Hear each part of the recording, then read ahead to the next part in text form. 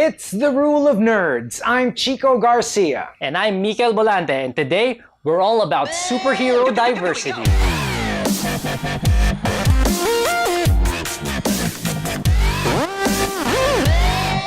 Hey, did you guys grow up with mostly straight white males to look up to as heroes in your comic books? Us too, because surprise, surprise, we all did. But that's all starting to change because the all-new, all-different kids of today are reading about a black Captain America, a female Thor, a Hispanic Spider-Man, a Korean Hulk. You have a pair of black and Hispanic Green Lanterns, a Muslim Miss Marvel, and even a Chinese Justice League. And even in movies, we've seen this diversity start to creep in. We've seen Idris Elba play Heimdall in Thor. We've seen Michael B. Jordan as Human Torch in that movie that must not be named. And don't freak out again, Internet. Zendaya as Mary Jane Watson, maybe? Chico, why is this trend towards diversity happening and why is it important? Okay, so for the longest time, the target demographic of comic books, and to an extent the movies, have always been the straight white male. But now things are changing, and I think it's about time that the content reflects the diversity of the audience and the real world it's based on. But there's an interesting page in a Spider-Man book where they portray an internet fangirl celebrating about exactly this. She says something like, "There's an African-American Captain America, a female Thor, and now a black Spider-Man." Now Miles Morales complains that he doesn't want to be Black Spider-Man. He just wants to be Spider-Man. Are we just being the internet fangirl by talking about diversity? Okay, I think the goal is for Miles Morales to be just Spider-Man. But since Spider-Man is white, and just like most other superheroes, I guess it's good to celebrate a black Spider-Man on our way to where Miles Morales will just be Spider-Man, who just happens to be black. So how about let's run down some of these titles and tell us what you like about them. All right, so let's start off with the Totally Awesome Hulk, which is a Korean Hulk. So basically, we have Amadeus Cho, who's like one of their assistants, one of Bruce Banner's friends slash assistants. And in saving Bruce Banner, he sort of like gets all the gamma rays and he takes on the Hulk. But the big difference between Bruce Banner and Amadeus Cho is that Amadeus revels in the idea of being the Hulk. He's not upset, he's not angry, he's not scared, he's having tons and tons of fun. So expect a lot of light-hearted moments. It's not a serious cartoon like Bruce Banner.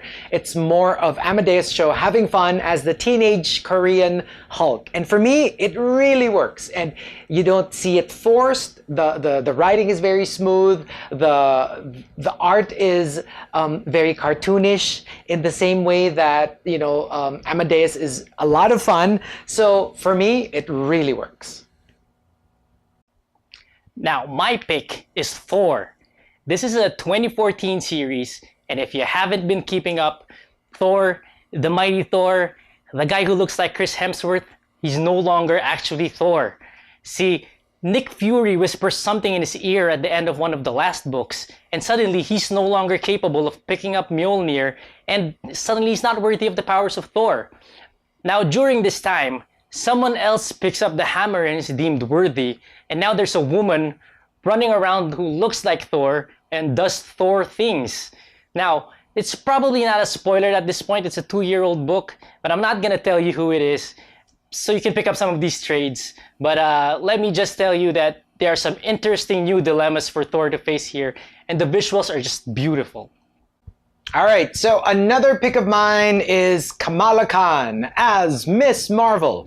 This title made it to a lot of the best comic books end of the year lists because it's really, really, really good. What I like about it is Kamala's being a Muslim is not, it doesn't encumber the story. In fact, it enhances it.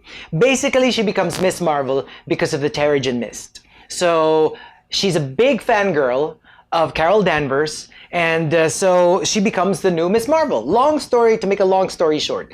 But what I really love about it is that you believe it. You don't feel like, oh, okay, here comes another PC, politically correct title, making like a major character into a minority. You don't feel it at all. Everything is organic. The story is good. The art is beautiful. Kamala is a lovely, lovely character. Genius writing. And it's just sad that it's not selling as many books as she should be. It's almost criminal that it's not like the biggest selling book right now. But definitely a very good move for, this title to become Kamala Khan as the new Miss Marvel. Now, Miles Morales' Spider-Man is a character that I really like. He was initially conceptualized as kind of like a shout out to Barack Obama and Donald Glover, who was in the center of an online campaign that wanted him to audition for the lead role in the 2012 Amazing Spider-Man film. Now, Miles started out as part of the Ultimate Universe, but thanks to some Secret Wars shenanigans, he's now part of the main continuity. So he's replaced Peter Parker, taken over his spot on the all-new, all-different Avengers, but the clashes in philosophy between the younger members and the older ones are interesting because now they're spinning off. Miles, Miss Marvel, and Nova are spinning off into their own group called the Champions. So talking about movies, do you think that characters like Amadeus Cho or Miles Morales will eventually take over for their original counterparts in the MCU? I really think it will all depend on how successful the characters are in the comics will be. Because, that's the jumping off point. Like, nobody knew that this weirdo cartoon character named Harley Quinn would become one of the biggest, franchises in the present. So it all depends. Will it click? Will people clamor for it? Or 2 years down the road, they will be like a footnote in the history of Hulk and Spider-Man. So I think if we get mainstream success, yes, we will see. If there's a lot of support, there's a lot of clamor. If, let's say, for instance, although it didn't work this time around for Miles Morales, if it keeps on going, then maybe we will see a future wherein Spider-Man will be black, Thor will be a woman, Miss Marvel will be a Muslim. Who knows? And that's a wrap for The Rule of Nerds. Let us know, which of these all-new, all-different characters do you eventually want to see in the MCU? Comment down below.